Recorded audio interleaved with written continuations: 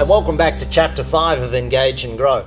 Evaluate was obviously step one, set the benchmark. Now we've got to create buy-in. We've got to look at a collective buy-in of all of the people. Do they want to go on the journey with us? Now, Mark, you've studied and created, the 5 C's of creating the buy-in is really important to understand, first of all. So take us through those so we can get a good framework for where this begins. Well, for me, you know, my life began at high school meeting an interesting guy in the principal's office, and that's where the C's really started to germinate over the years. And in this principal office, I met this guy by the name of Steve Jobs in Homestead High School in Cupertino. And I won't tell you why we're in the principal's office, except that it's kind of double jeopardy because my mother actually was the principal's administrative assistant, so we don't really want to go there. But one of the interesting insights that I had from meeting him for the first time is that I realized that he scared the heck out of me. His ambitions, his ideas were very, very different. And as we all know, famously, at 21 he starts the company. At 23, he's famous. At 30, he's thrown out. Comes back when he's 43.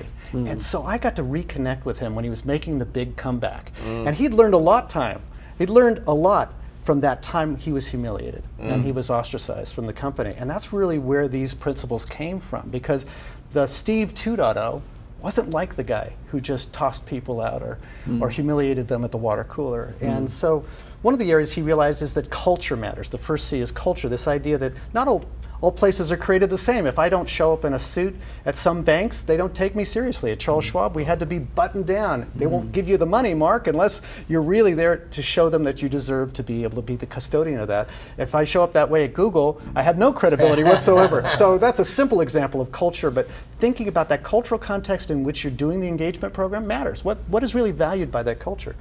Another is creativity. Creativity doesn't mean the same thing to all people. For some people, it might be more structured creativity. It's like, how can we improve the process of this, is the way that company is wired. Others, creativity might be, well, let's create the new Pixar movie. I work with Pixar a lot.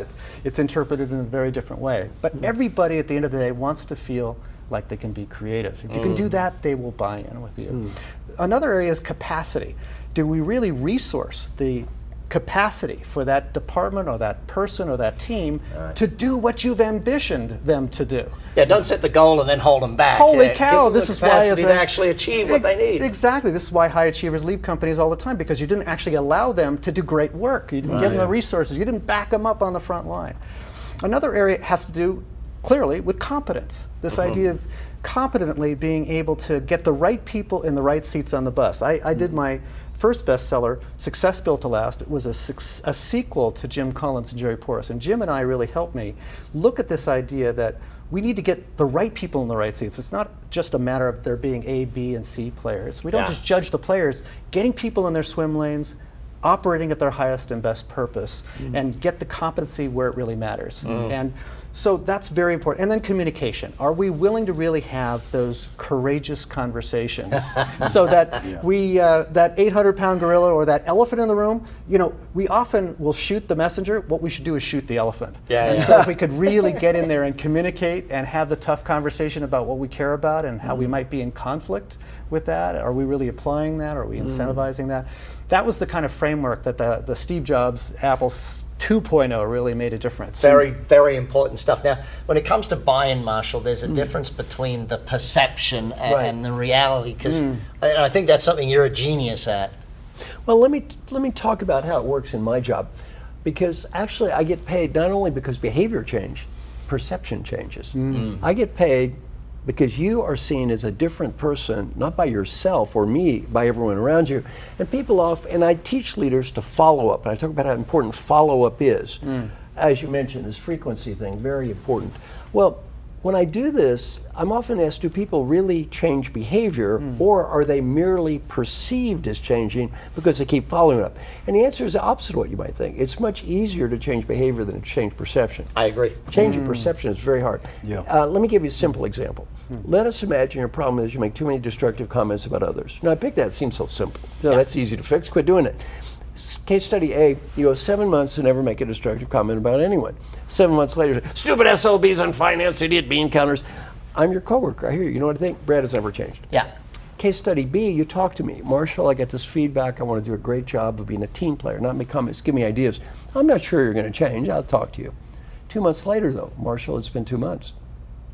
I want to be a great team player, not make these comments, give me ideas. Now I think, hey, you're getting better, Brad. Good. 4 months. Good job. 6 months. You know, Brad, I didn't think you'd change. You work really hard. Thank you. 7 months. Stupid SOBs in finance. I say, Brad, you went 7 months without doing that. You shouldn't have said that. You say, you're right. I'm going to apologize. Situation A, did behavior change? Yes. Did perception change? No. Yeah. Situation B, did behavior change? Yes. Did perception change? Yes. And as you know, in leadership, it doesn't matter what we say. All that matters is what they hear. Yeah. Yeah, brilliant stuff. Now, Rich, when it comes to getting buy-in of an entire organization, I want to touch on first, though, there will be some buyout. Yes. So, you know, some people will be in that, it's not my job, that's not my thing. Give us some more thoughts on that. So with buy-in, you can't go too wide. You've got to keep it like a tribe. And you get a tribe to buy in. If you go too far, then it'll just lose its momentum. So buy-in to me is like creating a movement. And so really it's just about getting the key people in together. And I'll give you some activities in a minute when we finish up on this, on exactly what to do in your first couple of sessions, which will create that buy-in.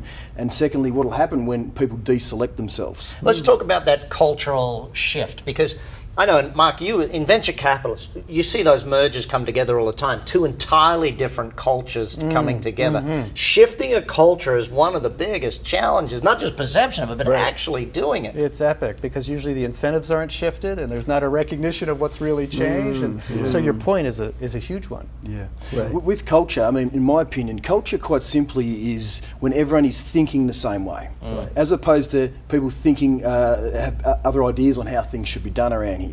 And with that, it's just all behaviour driven. And then agreement to head in the same direction. Now, take us a bit more then into creating the smaller tribe or the smaller movement and growing from there. Give us an understanding of that. Okay, so there needs to be an end game. Okay, so when you go and start a movement with an organisation, they need to know then there's going to be a date. So we've got something to strive for. The first question I always ask when we go into organisation is quite simply, what do we need to improve on to become number one in the industry? And then hand out post-it notes, okay? And just basically let them go for it, ask them to write very clearly. And then you dissect the company into the heart and the brain of the organisation. Now the brain is the hard stuff, the systems, the processes, the products. The heart is the communication, relationships and culture. And then once you do, you then put it into the two categories. And then you ask each individual to choose one thing, just one thing, we call it a leadership act, that is going to fix this, or just one small thing on the heart of the business first. So you get them to focus on the heart first. Yes. Now, explain to me then why the tribe, though, because I think this is really important for everyone to understand, that shifting a small group first, not just going to the whole organisation at once. Yeah, because that group there can impact up to a couple hundred people along the way. So they need to stand for what they believe is the correct attitudes and behaviours and where they're going. So you've got to create a nucleus. It's like you're creating a whole new energetic shift in an organisation, and it's heart-driven. And so when you do these leadership acts each week, or business success acts, because employees don't like to do leadership acts because they're not a leader in their eyes. And so what happens is you do a scoreboard on who's delivering each week on what they want to do. So we're not coming in and asking them to do anything. And you start seeing who's engaged and who isn't engaged. Right? And this is where the conversation comes up is, I'm too busy, I've got too much on my plate to do. So these are the sorts of problems that we need to uncover. And so with these one small leadership acts each week, it's so simple, yet so powerful. And at the end of 12 weeks, everyone's worked on the heart of the business, and then you start focusing on the brain of the business. You know, there's a powerful point here that Rich and Marshall have made about really also getting focused on what are the few things you need to be working on. One of the hallmarks, I think, of being able to coach a team to success is to realize that 360 or the evaluation you did, we all have to improve on an awful lot of stuff. The last thing a winner likes to hear is that you're going to be boiling the ocean. And it can't really address, in the context of business objectives, all this stuff we really got to change about ourselves. I'm really broken. So what we work with these teams to do is to have that individual leader choose that one thing or those two things that they're going to address, and then they're recruiting their stakeholders around them to make that change. And here's the great dividend, because a lot of people will say, well, wait, she or he's not going to change in these 36 other ways they need to be fixed. The truth is, actually, they do improve, because there's one thing you give a winner, and that is a win. Right. So if they are able to start to make the changes that Marshall and Rich are talking about, this is what I've experienced over and over again, and it's an amazing dividend. Once they've proven to themselves and others they can shift those perceptions, everything else gets better. Well, yeah. I can win at this. I can do this better. Well, you know, let's a simple example. Let's say you become a better listener. Yeah. Okay, what happens to your score on treating people with respect? Up. Team building, up. Customer satisfaction, up. And as I mentioned earlier, friend and family member, up. Yeah, you take it home. You It all take gets to the better. office. It all gets better. It all gets Yeah, better. once people start getting wins, they start to buy in more. Yes, You know, exactly. I want to go back to, though, guys, there will be some buyout in this process. I don't want anyone watching this to think, wow, my whole team's going to magically buy in. Right. Some of your team are going to need to leave at this point. And a lot of what this does, of asking them for buy-in, is illustrate to you who actually needs to leave. That's right. You know, and identifying who needs to leave is one of the greatest things about this whole process is that, hey, this guy put his hand up and said, I'm out of here. Excellent. Yes. Right. You know, and I Happy remember for you. all of us, I'm sure all of us, our first employee that we ever had that left, we got all upset. And now we're like, okay, room for someone new. Another question to ask your employees is quite simply, what are the 5 behaviours that we want to live and breathe by, that we can be measured on when we walk into the organisation and out? And so this takes a lot of pressure off the business owner to have to come in and say, hey, listen, you're always late, or your performance is lacking. So once they all agree to it and then they hold each other accountable to it, then everyone else can. This is where equality comes in. Okay, and then if they're disengaged heavily, they're more than likely wanting to run their own show, and so this will unearth. Yeah.